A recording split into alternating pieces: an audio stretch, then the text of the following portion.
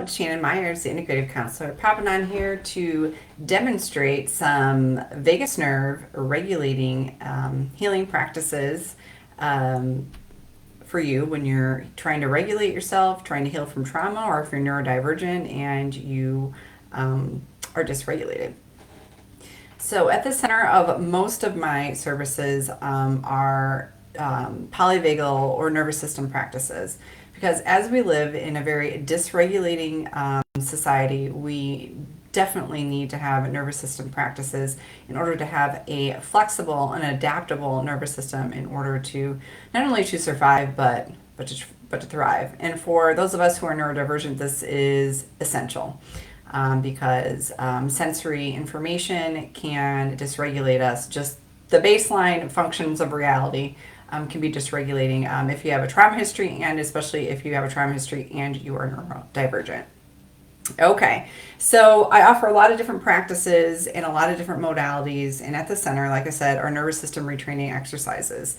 I once got a book deal to write a book on healing through the vagus nerve, and during the middle of the pandemic, and wrote 50 different beautiful practices. However, the book, don't look for the book because it's not available. The book never came, it was never released to the public because of the cost of living crisis. When folks are trying to decide between food and survival, a vagus nerve healing book was not of the moment. It wasn't something that that happened. And so don't look for the book. Look look for these videos because the book lives within me. I wrote the practices.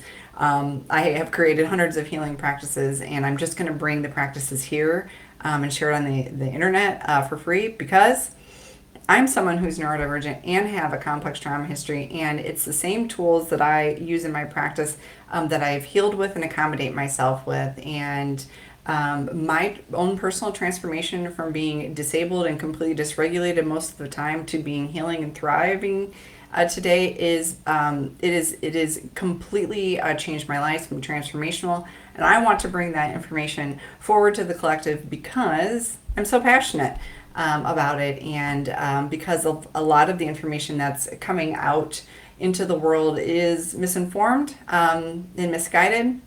A lot of what we've been told about our minds and our mental health come from cognitive and intellectual strategies and behavioral strategies. And guess what, boo? Our body actually creates story.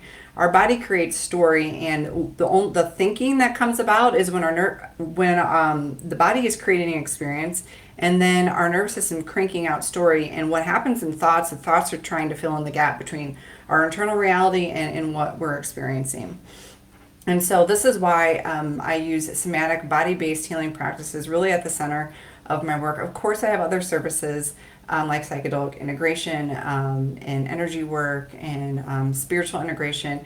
But even with those practices, the body, somatics and energetics, somatic is always centered because even to experience our own enlightenment, the nervous system must be regulated in order to transcend. And so I love sharing that information and helping educate the collective. So another thing is that a lot of times if we're experiencing chronic dysregulation, there's 3 questions that I ask is, are you chronically stressed? So are you chronically stressed? Because if you're chronically stressed, something in our lives must change for that chronic stress to change. A lot of times it's situational, and a lot of times it's also systemic, if you're experiencing poverty. And that's part of systems trauma too. And so sometimes there isn't a whole lot that individuals can do, but we can be aware of the systems trauma in which surrounds our body. So that's number 1. Number 2, if someone is chronically dysregulated, I always get really curious about trauma and complex trauma. Most of the healthcare system is not trauma informed, and being trained in multiple trauma modalities. I am a trauma ninja, and we definitely don't have a clear understanding of trauma. We're getting there, but with only 17% of our healthcare staff understanding trauma, and definitely not enough trauma trained. Usually what's happening with someone is they have unprocessed trauma if they're chronically dysregulated, and a lot of times things like talk therapy aren't sufficient enough because talk therapy doesn't help process the trauma through the body. And so that's the second thing I get curious about. The third thing I get curious about is if someone is possibly neurodivergent and maybe they don't have sufficient accommodations or supports or adaptations for their trauma healing journey, because we do need to adapt our trauma healing and our mental health healing journey when we are neurodivergent, because if we don't take that into consideration, we'll feel like we're failing when our nervous system is, by being neurodivergent, our nervous system is picking up a lot more information, and our sensory profile is different. And we have to know about our sensory profiles and preferences. And I love helping people explore that in order to start to accommodate ourselves. I made an earlier video, and the lights were really, really low at my workplace, my office, my local office, because I am neurodivergent, and not only do lights dysregulate me, but I feel and hear electricity. And so I just let everyone know. I don't let everyone know, yes, I feel and hear electricity, although you're knowing this now. I don't care if you know that about me. But what I do say is, do you mind if the lights are low? This is something that supports my body and my preferences. And so that's one of the many ways that I accommodate myself with a different sensory profile. And another thing that is not widely known is that folks can have mixed sensory profiles. A lot of times individuals will believe that they are only sensory avoiders or they're sensory seeking, and we can have mixed sensory profiles, meaning for example, when it comes to like lights, I'm sensory avoidant because it's too much. But when it comes to like something like hugs or like someone may like to have like a stronger hug, and so it can change too from moment to moment, day to day, environment to environment, context to context. There's a lot of nuance and much more than I can provide in one video, and that's definitely why I like working with people one-on-one, so we can kind of dig into those things. So I use a lot of different modalities in my practice. Again, nervous system retraining is at the center of that, and that's from a neuroscience standpoint. It's from a polyvagal theory standpoint, which has thousands of evidence-based research articles, to validate. I use a lot of somatic experiencing practices, a lot of internal family systems practices. I use somatic experiencing and internal family systems together, which is called a somatic IFS or self-embodiment. I also use the Safe and Sound protocol, and when I use the Safe and Sound protocol as a Safe and Sound protocol provider, which is wonderful for neurodivergent and traumatized individuals, and it's highly underutilized. I should do a whole video on that, because the Safe and Sound protocol can reshape your nervous system from the inside out. So it can help definitely fast track your healing, and is so helpful for things like anxiety, sensory processing, and trauma and so many other health conditions. Go on to the Safe and Sound website and read all the stories. I mean, they are life-changing. So I use somatic experiencing with the Safe and Sound protocol. I also use a lot of integrative mental health practices, nutrition. I'm trained in that. I'm trained in detoxification. I'm trained in sound, in movement, and in so many other different breathwork strategies, mindfulness.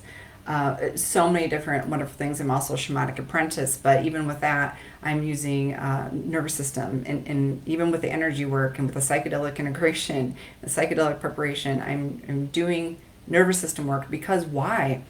Our world is completely dysregulated, and even when we pop up on our phone and we open up our phone, we can be completely dysregulated. And if you have trauma history, or you're neurodivergent, maybe a chronic illness, our nervous systems, in order to number one, survive these times that we're living in that are chronically dysregulating, chronically dissociating, chronically keep us super busy, and chronically keep us distracted, we absolutely have to retrain our nervous system. And because there's so many things that we can do within our nervous system. Like I said, I went from completely disabled to thriving. And learning about how my nervous system works. And I use a lot of education, a lot of flip charts. I constantly, if you're a practitioner and you don't have the polyvagal flip chart, get it today. I receive no kickbacks for any of these things. I love polyvagal theory so much. I'm a visual learner, and the flip chart is amazing. And so there's so many things that we can do, and today I'm going to show you one of the things that we can do through our portal of our ears. And I'm going to grab this polyvagal flip chart, and show you a semi-creepy photo where our vagus nerve starts and branches off. So the vagus nerve is our healing nerve in the body, and it's the longest healing nerve branch. And actually, there's a portal, a starting branch behind the ears and within the ears.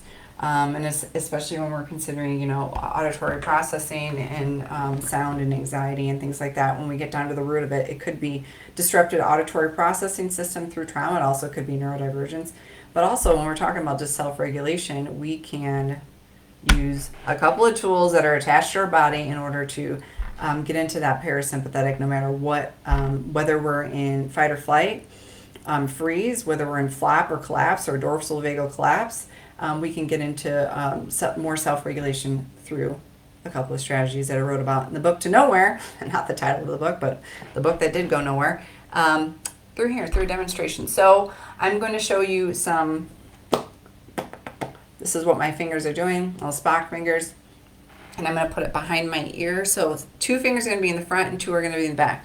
I'm just going to rub the front and back of my ears slowly. I invite you to do the same and practice with me. Yes, get on social media and do some healing practices. And I'm going to invite the energy of curiosity and just noticing, not trying to do anything or trying to fix anything or trying to heal anything, but we're just noticing from sensory level. We're noticing if you're standing where your feet are hitting the floor, if you're sitting where your chair is holding you, and we're just rubbing the inside and outside of the ear. So try it on one side. And then go to the other side and try it there. Now, one side will be different than the other side. As always, our orientation systems can get disrupted with trauma. If we think about if we've been in complex trauma or with childhood trauma where there's a lot of violence, whether it's emotional, physical, spiritual, or otherwise, we might be in a contracting position a lot of times through fear and terror. And we might be hinging over. And so that leaves one of our ears we're kind of covering and doing one of this. Again, it's our dominant side that we start to hinge and contract, and bracing for impact if there's been some physical violence or even emotional. This is just our body hinges at the freeze. This is why the psoas, which I could do a whole other video. I could do 700 videos on these things, and I will. And I will, because I just love it so much. And so try it out and see and notice how you feel afterwards. Giving time to notice. And then the next practice is I am going to put my finger inside. So I'm going to put my finger inside the bottom portion of the ear, not in the ear canal, in the bottom, and then I'm going to rub gently in circles and try it on one side. It's just the right in here, not in the hole, in the bottom, you know, where you put your Q-tip. And gently rub. It's harder to do if you have long fingernails, just PS, and then trying the other side. 10 or 15 seconds, just try it out, see how it works. Okay, and then the third and final ear exercise is we're going to pull the skin gently, we're going to pull it up, back, and down, and here's how. So I'm just going to, the skin behind the ear, so where your ear connects, back here, where your ear connects behind, the skin behind your ear, that's what we're pulling up. And then also notice your jaw, if you have some TMJ, what it feels like after. So I'm going to do both at the same time. You can do one at a time. So I'm going to pull up, just pulling the skin up, for like 10 seconds, 10, 15 seconds. And we're going to pull the skin back, 10 to 15, down regulation. And then we're going to pull down.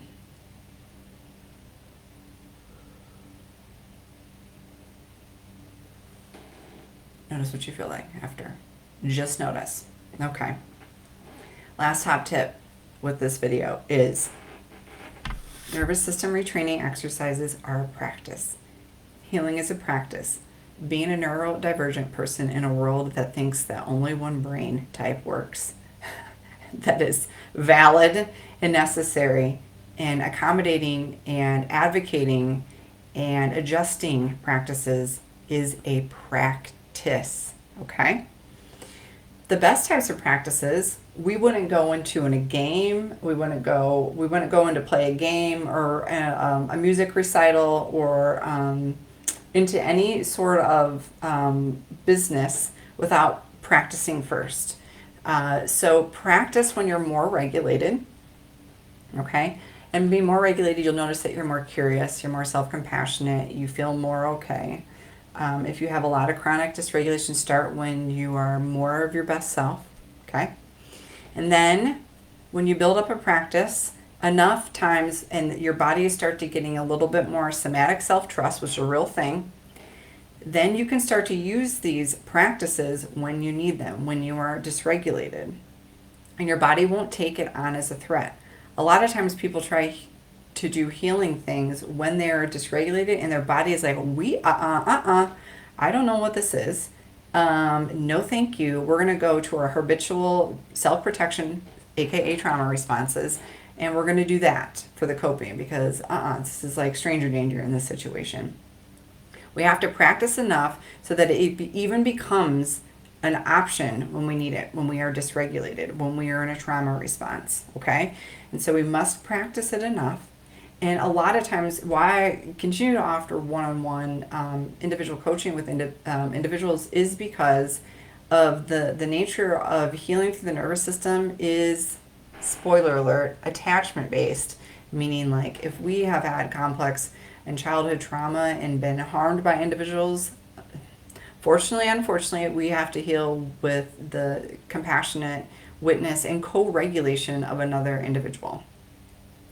And that's why I wear a watch with my heart rate on to know if I'm in a healing zone and in a co-regulating zone. Although I can sense it as well at this point, but I always like the heart rate variability confirmation. And so that's why I'm making these videos, so that we can practice together. Even through a video, it can help with a little bit of the energy of co-regulation that's needed. And so that's why I'm dedicated to making these videos for free and sending it out to the collective so that no matter what, no matter where you're at and no matter what your, no matter what your situation is, that you can still access information. Unfortunately, I can't tailor to your situation, and unfortunately this video doesn't contain the nuance needed for every individual, and unfortunately everything that I say will be misunderstood by a dysregulated nervous system, and then there will be projections in the comments, but for me personally, I've done my own internal work that someone can call me whatever they want, and that says more about them than it does about me, because later stage healing, we know who we are and people can say whatever they want about us, and it's not going to impact us because I know who I am. And I hope the same for you when you are more late stage in the healing journey. What do I mean by late stage? Because I know someone will ask. I know I asked. We have 4 stages really to the healing, the process through trauma. The first stage is stabilization. That includes talk therapy, and that's often where individuals unfortunately stop at, and they don't go on to the second stage, which is trauma processing, actually healing through the body, actually processing trauma.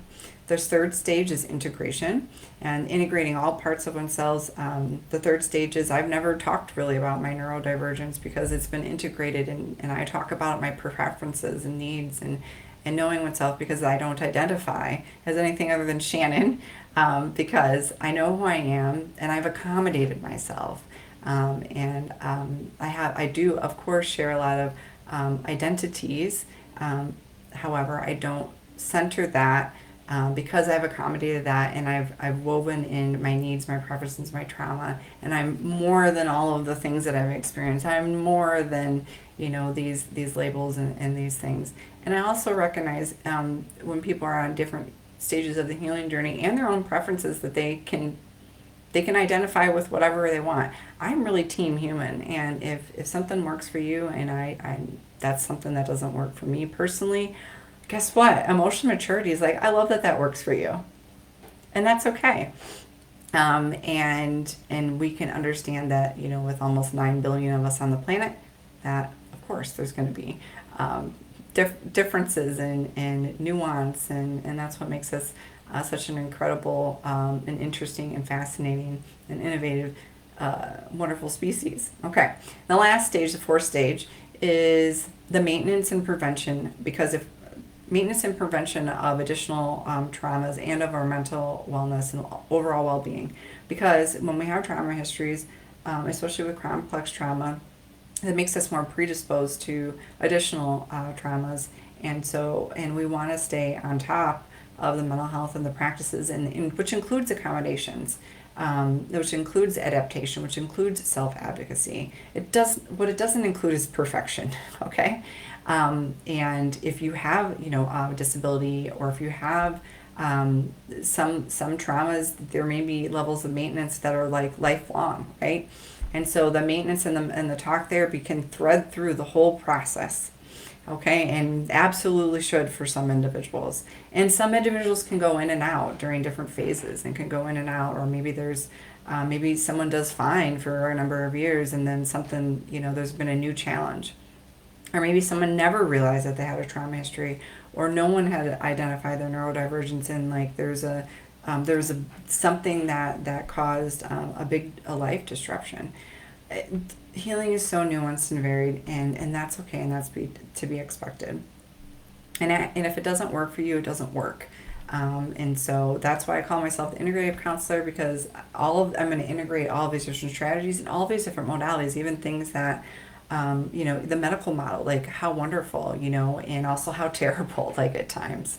And I also teach self-advocacy skills, because the medical model is a reality, and we have to, if we have a trauma history, if we're neurodivergent, or if we have chronic illness, or we have a disability, we do need to understand how to self-advocate. And so I teach that.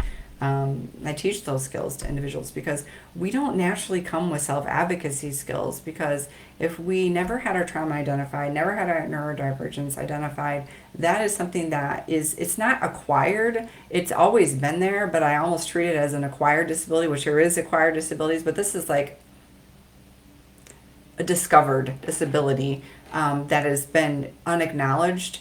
I guess that's the best way that I can put that we do need to learn these self-advocacy skills, because it can come with, this whole journey can come with heaps and heaps of complex trauma, and being neurodivergent and not knowing that about oneself can come with heaps and heaps of internalized shame of what the world has said about individuals with disability and neurodivergence, and all of these messages that have been projected out to you, that you're lazy, you're not trying, you're too sensitive, just suck it up. Wow, all these messages are basically saying you don't belong. There's something wrong with you, right? And that becomes internalized in one system, in your physical nervous system. Yes, I wrote a post about that. Our bullies, our tormentors, our oppressors, we can internalize that, especially in families where trauma histories have not been processed and run rampant. Also within families who are clearly neurodivergent, but no one has accepted that about oneself. And for the first person that's either self-diagnosed, or the first person that it gets diagnosed, or the first person that knows that about themselves, they can be ostracized and even harmed even more, because of all of that internalized ableism, really, that's existing within even a family system that is clearly neurodivergent. And it's a tragedy, but it's the truth, and it happens a lot. And that's again why it's really important to work with practitioners that not only understand trauma, but also neurodivergence and disability and chronic illness and all the things that comes with trauma, that are well documented and well known. Those with high ACEs scores, guess what? There's high levels of both mental health conditions and physical health conditions, and so. I could do a whole other video on so many things, but I'm going to leave that here. How did the practice work for you? What did you notice?